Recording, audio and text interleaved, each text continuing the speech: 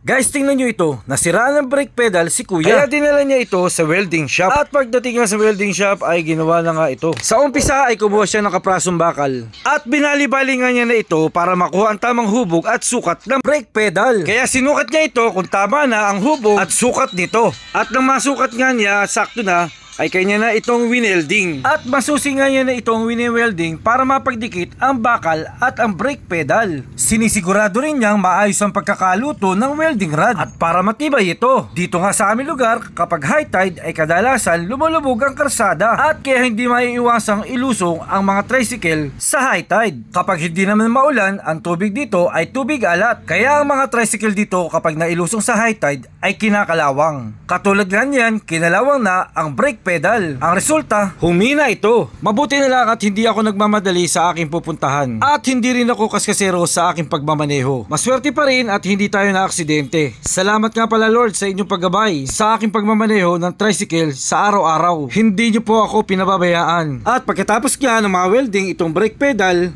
ay ikinabit na ito. Mabuti na lang mahusay at magaling mag-welding itong si kuya. Dito nga pala ako nagpagawa sa may poblasyon Paumbong. Napakahusay gumawa ni kuya, madiskarte. Kaya maraming salamat kuya. Hanggang dito na lamang. Maraming salamat po. Boss, maraming salamat po. Okay, maraming salamat sa paggawa. Thank you po.